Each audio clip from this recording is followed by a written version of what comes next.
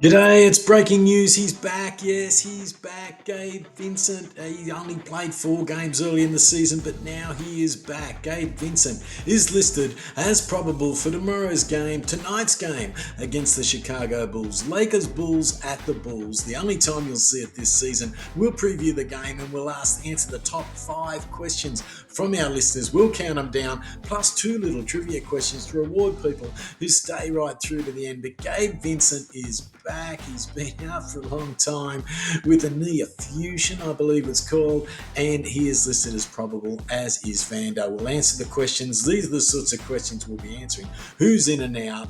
And here's the 2 trivia questions as well that'll come up right at the end. And it is the Bulls. Somebody won titles, 3 with Michael Jordan, since we're playing the Bulls tomorrow. Who was the only Bull to win 3 with Michael Jordan and 2 with the Lakers with Kobe and Shaq?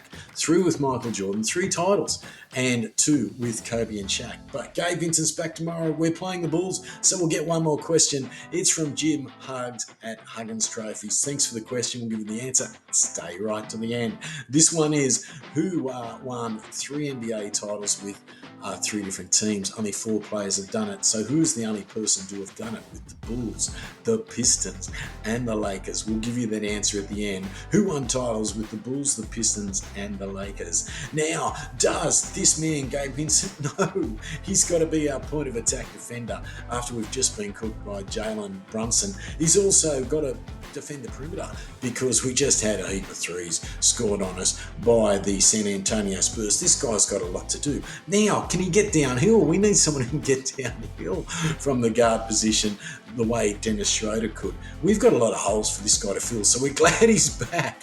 I hope he can fill them all, but he'll probably be on a minute's restriction. The Lakers are the 4.5-point favourites, so 4.5 points, but we were supposed to be the slight favourites, like 1.5 or something, against New York. Are they as bad as you think they are? Chicago, maybe not. But here's the questions from our listeners that will answer the top 5, and we'll work those down to the end. How do you send them in? The Larry Lakers at Gmail, or you can put them in the comments below, or we'll be going live soon, possibly today. The Larry Lakers at gmail.com, and look out for the live show. Shout out also to the Lakers Fast Break.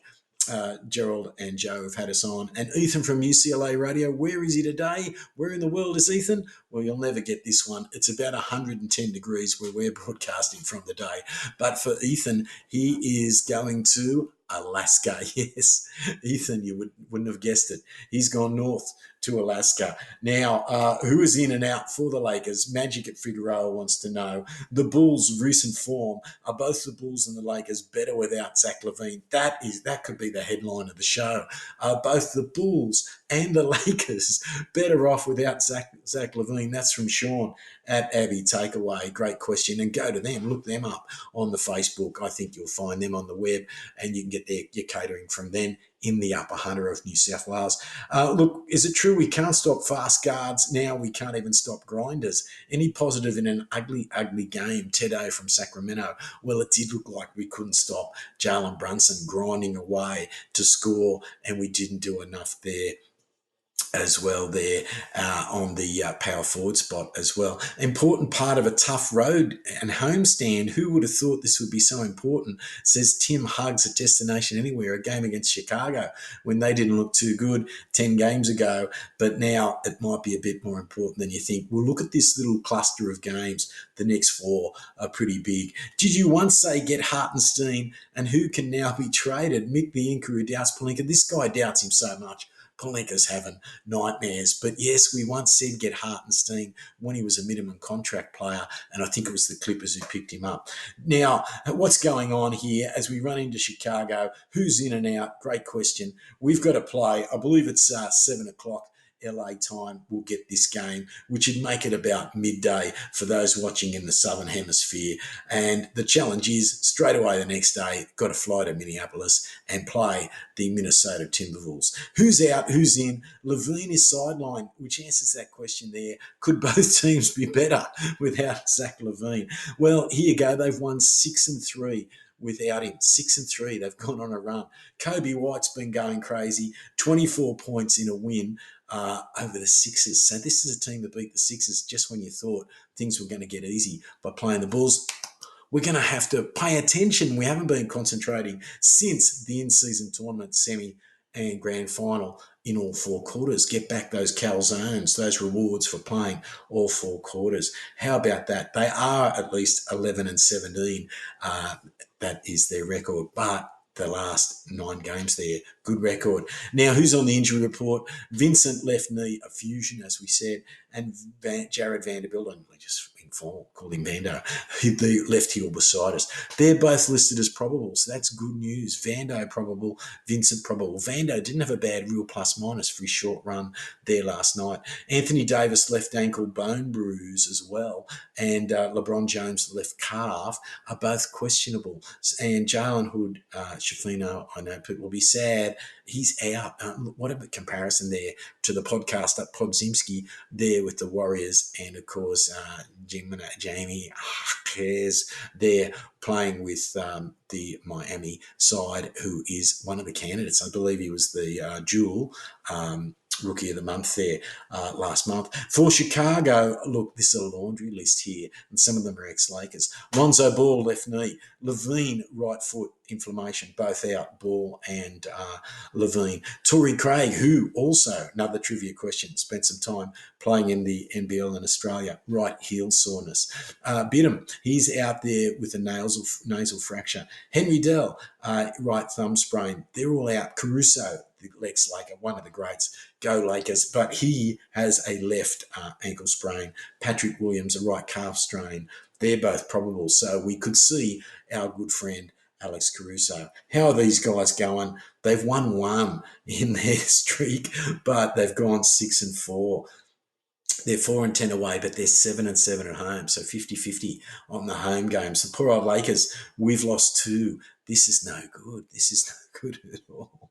And we've slipped down there 2 of our last 3. We have slipped to 8th. Can you believe it or not? But the Pelicans have slipped ahead of us. They're into 7th in the Western Conference, 16-11.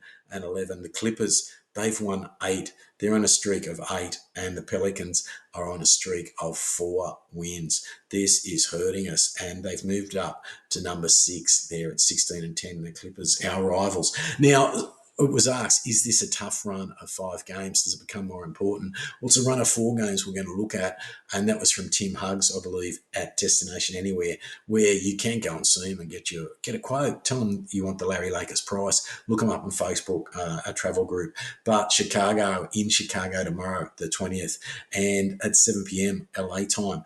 21st, I don't know what I've got to complain about. It's not 24 hours, it's 25. We've got to play at 8 p.m. at Minneapolis. We've got to play the Timberwolves. Then we've got to, so that's back to back. Pretty hard for LeBron, AD, anybody carrying those niggles, particularly if you're going to stretch the minutes there and test out Gabe Vincent. I imagine that'll restrict the minutes right down. OKC, we get a day's rest between that game. That's Saturday, the 23rd of December. Then for Christmas, we're back from OKC. We're going to be in the Crypto Center, and it's going to be no easy game. We take on the Celtics. How about that? The guys that smashed us, Julius Randle, we said we wanted to bang up. Well, there he was, an ex-Laker, +7 in his real plus for 27 points. Jalen Brunson, we held him for a guy who scored 9 3-pointers without missing one, I believe, against Phoenix. We held him at 10 of 21 and from the field and 3 of 6 from 3. But this guy was still +1. It shows how close it was the times he was on. We were competitive, but 29 points. So 29 to Brunson, 27 to Randall. We let Quickly do too much as well. He came off the bench for 29 minutes and got 20 points, +7 in his real plus. But this guy, yes, we said, this guy is another great Pelinka miss. We were looking at other players at the time, but we should have looked. We needed someone to replace Zubac, who went to the Clippers in a trade, which we maybe shouldn't have done. And of course, Isaiah Hartenstein, +15 in his real plus, just the 9 points, but 39 minutes out of your backup centre, and he's got 17 rebounds, 7 of those offensive. What's going on there? Of course, he got a pay rise after that minimum contract. I think that was with the Clippers, and then when he got to New York, it went up towards 10 million.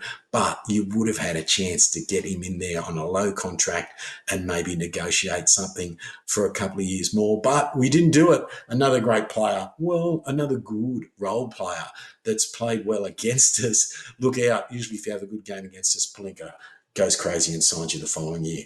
How did our guys go? Was it all terrible? I think it was Ted at Sacramento. Was it all doom and gloom?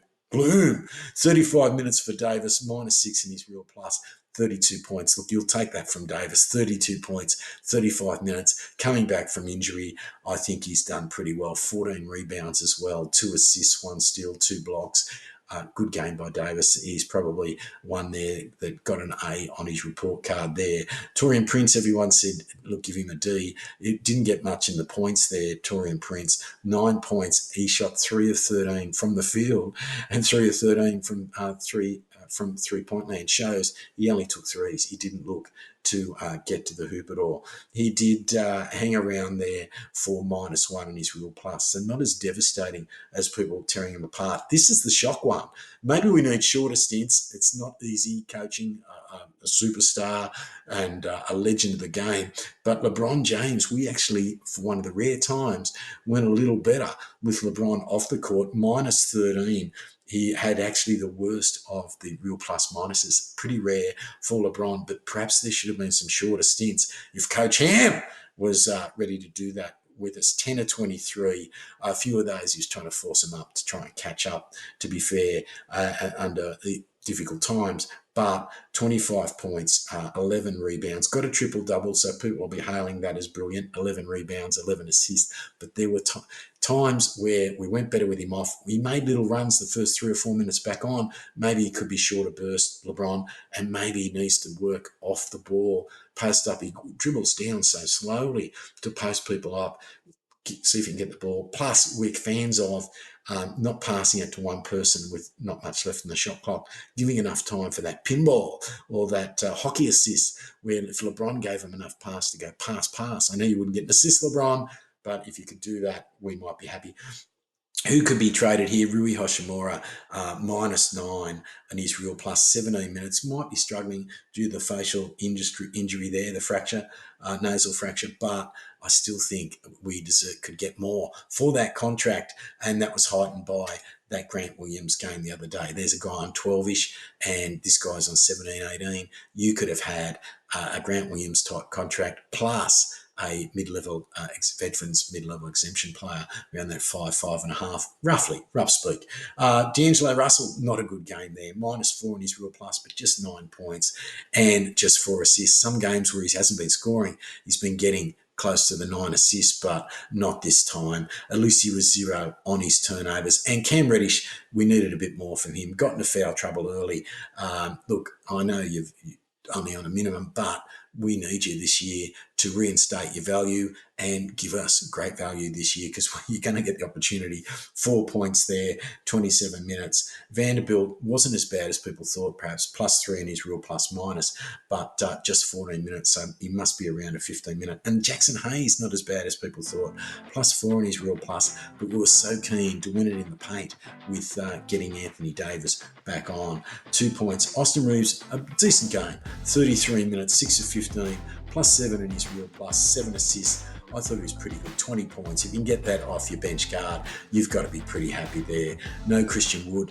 Perhaps we need to get his value up to look at trading him. So that answers the next question. Who could be traded or who is eligible? Well, Rui, as much as I say that money could be valuable if you split it up or combine it for a scoring type player, but it's not available for him until mid-January. These are the guys mid-December. So December 15 was the trade point for Gabe Vincent, D'Angelo Russell, Torian Prince, Christian Wood. I think we could get him on, get some value and show his skills, and maybe there's a team we could get a little bit for Christian Wood. Jackson Hayes, young, maybe somebody would be interested in Jackson Hayes, but he's exciting, and maybe he's the third centre, and we just retain those services. Cam Reddish, I think they'll keep him. They've waited so long to get him. Who can be traded on January the 15th? Austin Reeves, because of that extension, and Rui Hachimura, because they re-signed, it was 20% increase on the salary.